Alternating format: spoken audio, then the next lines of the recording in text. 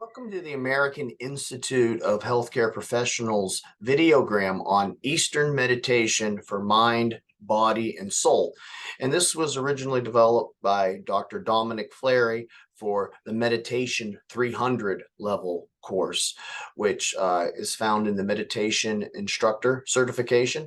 And this course is also found in the Stress Management Consultant program as well. And in this particular course, in lieu of Dr. Fleury, I myself, Mark Moran, will be going over some of the basics of Eastern meditation itself. And when we think of meditation, this is the type of meditation that many individuals within secular venues utilize, as opposed to Western meditation, which we will look at the very end of this. But for now, what we're going to look at is the benefits of Eastern meditation in a mind, body, and soul perspective. And we're going to look at how it can help create balance in life, reduce stress, and give oneself many healthy benefits with renewed energy and a more ability to enjoy life without all the various stressful things that can occur within it. Now, it is important to note that within Eastern meditation, many individuals practice it for spirituality, but those who are not so spiritual can also utilize it merely for holistic mind and body health without going into the deeper spiritual levels itself. So within this videogram, we're going to discuss the very essence of how Eastern meditation exists at a spiritual level, how it is also incorporated into the West at a secular level, and how it also helps the mind, body, and soul, and also how to utilize meditation, how to incorporate it, how to actually meditate, and from an Eastern standpoint. So there's a lot to cover in this particular videogram. And what we'll start with is just a basic idea of what meditation is. And at its core, meditation is spiritual. And this is something that should be acknowledged even for the secularist. So whether it's East or West, meditation looks to find a closer union with the divine. Now, the side effects of healthy, holistic mind and body are side effects of this quest due to the various ways that one prepares the body so that the spirit can be more open to receive divine communication. So in the East, this divine is what we refer to as the ground of all being, more so meaning that God is in everything, more of a pantheistic view in some ways, that God is a divine energy, an energy flow that we try to actually tap into. And that's quite different from Western meditation, which sees God literally as a being, as a separate being, as a difference that between creation and creator. So in Eastern meditation, it's more seeing the divine as a ground of all being, and meditation is the tool to which an individual is able to have access in finding unity with that actual divinity. In regards to Buddhism, it's one of the most common thought Eastern religion when you think of meditation. In Buddhism, one looks to meditation to bring about nirvana, or a state of nothingness, to escape the suffering of this world. In Hinduism, it looks for a reunification with Brahma, which is the state of all being. And in Taoism, it looks more for a yin and yang balance, a harmony with nature and life itself. So all of the techniques that are so physically rewarding to the body are just ways to prepare the body to find peace so that the soul, either through Buddhism, Hinduism, or Taoism, can achieve its ultimate ends. So the spirituality of meditation is something that is important because it is the end goal. But along the way, there are numerous and various strategies to help one achieve the quiet. And that's where the health benefits come in. So becoming more attuned with the now, limiting distractions, and focusing on concentration allow the soul to do this. And this is mainly done through mindfulness meditation and concentration meditation, two very similar ways of focusing on the now, focusing on a single physical element through one of your senses, and being able to take yourself into another level of consciousness, another level of peace, away from the physical stimuli that surrounds you, that distracts you. And this is also in play with contemplation and centering prayer, which is common in the Eastern religions as well. And these are all tools that are used to keep one focused to reach this state of relaxation, which again is a spiritual plateau for those utilizing meditation for spiritual purposes. And again, this type of contemplation and centering prayer has also been converted and used for Western meditation as well. So if you're looking to start to meditate, whether it has a spiritual end or a more holistic end for its physical and mental benefits, it is important first, especially with Eastern meditation, to be passive and to have no goal in mind. And this is something that is kind of different from Western meditation spirituality, which obviously has a goal of communicating with God. But in regards to Eastern meditation, it's more to make the mind empty, to have no particular goal. And this empties the mind. And it's an attempt to, from a physical standpoint, to remove many of the distractions in life and the various stressors that can affect one negatively. And during meditation, it is very important to pay attention to detail. So once one finds this passivity and they find a relaxed and quiet special spot where there's less noise, there's less moments of distraction, one can begin to pay attention to certain thoughts or certain objects. Maybe it's a flame. Maybe one is just focusing on a particular object in the room and they continue to stare at it and stare at it.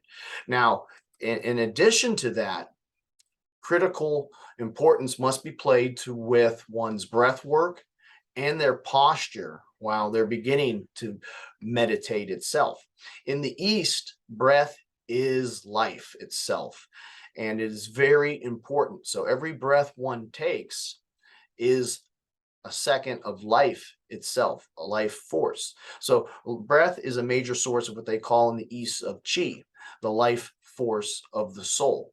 So proper breathing is extremely important, and it's referred to in the textbook as north-south breathing, with diaphragmatic breathing that comes from the stomach itself.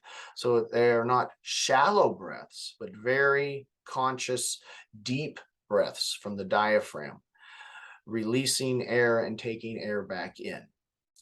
Now, during this process of breathing, the body is going to enter into a more relaxed state. And during that time, the mind begins to focus not just on what your eyes are looking at, but also a word mentally, a mantra or holy word. So these words correlate with the two-part phrase. So you have a word that goes with the inhalation, and then when you exhale, there's a word that goes with that. So that puts the mind and the body in unison as it focuses itself and begins to really relax itself. But remember, this relaxation should not be as if a state of sleep in itself. One should not be laying in bed or in a comfortable place where consciousness will be lost if you want the full effects of revigorating oneself for 15 or 20 minutes. Instead, you need to be in a posture where you're sitting and have a little bit of consciousness to the point where you do not fall asleep, because the purpose is to regenerate the mind, not in itself fall asleep. Now, if you're looking to fall asleep, it's a great way to put yourself in that state, but then you would not be in a state of what we refer to as meditation. Now, one of the biggest problems in meditation are distractions, and these are the things that bother many novices. They're unable to sit still, or they're distracted by a noise, and they begin to get upset with themselves. And many meditation instructors teach that one should not get upset if one becomes distracted, but to gently acknowledge the distraction and to bring oneself back into a centering type position, utilizing the sacred words. And in Buddhism, a sacred word may be make friends with them, if that's one of the issues one is doing. In more spiritual meditation, one might use a word of a sacred figure, such as Buddha or Muhammad or Jesus Christ. And you just let the distractions float away after you utilize these terms to make the distractions vanish and then refocus again. But again, the focus, the refocusing, the recentering is a critical step. Now, again, if you're looking for meditation from a more spiritual standpoint, it is something that creates what we call the holy moment. In the East, this is called the loss of the sense of I. There is no singularity anymore.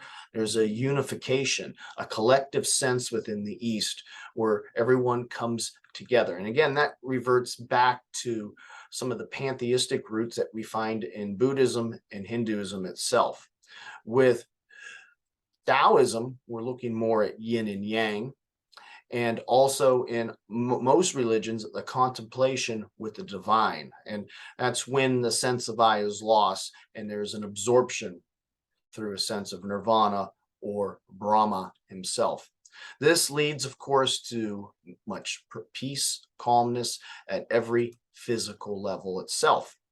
Now, for those who are more interested in the secular aspect of meditation, Dr. Herbert Benson, in his work, The Relaxation Response, and there's also a CD in Med 300 course, it discusses many of the benefits on overall health. And what Dr. Benson had discovered through study and also by looking at various trials, that in meditation, the body's stress, fight, or flight response within the sympathetic nervous system is reversed. Meditation elicits the parasympathetic nervous system. And within that, all the symptoms of the fight or flight, when a stressor imposes itself upon an individual, are reversed. So when one is confronted with an issue, when one is confronted with a problem or a threat, one makes the decision whether to fight or flight. And in that process, the body prepares itself. There's an increase in cortisol, higher blood flow, tensed muscles so that one can have more strength needed to fight the particular stressor or threat. Meditation, through its reversal of the sympathetic nervous system, calms the body from all of these symptoms. And within that, the blood flow decreases, cortisol decreases, muscles naturally relax.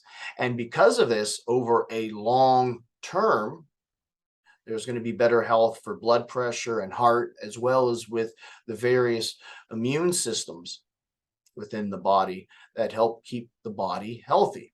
If one is in a constant state of stress, then the body is going to break down. Meditation reverses this. So if one is able to meditate and meditate at least 3 times a week for a minimum of 10 minutes itself, then one can begin to have a longer term effect on the body. And this is again what individuals are looking for. that are maybe not religious or spiritual, but are looking for a better mental health and a better physical health. And within that, meditation helps with one's memory, concentration, focus, and a complete renewal of energy to carry on exercises and various other physical things that need to be accomplished. And what we're beginning to see in the secular world are a variety of businesses and corporations utilizing the talents of meditation instructors and presenting programs to employees to reduce stress for their own health, but also to help with output. Less stressed employees are going to be more productive in their output at their position in which they work. So there's a lot of studies that have gone into meditation, and through these studies, various corporations and other businesses are beginning to find some use in it. Now, I mentioned earlier that meditation differs greatly in the East than from the West. Yes, there are common physical effects that lead to relaxation itself, and there are common benefits that lead to a divine union. But the union in the West is more with a creator and creation, and there's a separation between that. There's not a consumption. In the East, there's a consuming of the divine energy with the individual. And all of the tools that are used in Eastern meditation look to facilitate this. Now, secular individuals can stop short and utilize these meditative techniques that we've talked about: the breathing, the centering, the mindfulness, the posture, the mantras. But other individuals may want to utilize it in their spiritual life as well. Thomas Keaton and Thomas Merton have done extensive research in utilizing these physical attributes of Eastern meditation and trying to apply it to Western meditation, stopping short of the end goal of Eastern and trying to use it as a way to communicate with the idea of God in Western tradition. And those have come with mixed results within Christianity. Some find much value in their work, and others find that it's inherently dangerous because of the ties of opening oneself's mind. So there are debates even within this subject itself between East and West, but also utilization of these practices spiritually. But for the most part, all studies point from a health perspective and a healthy mind perspective that meditation is a very good thing. And this is something that Dr. Herbert has spoken about extensively in his text. Now, AIHCP offers a meditation instructor program, as you already know, if you are taking Meditation 300.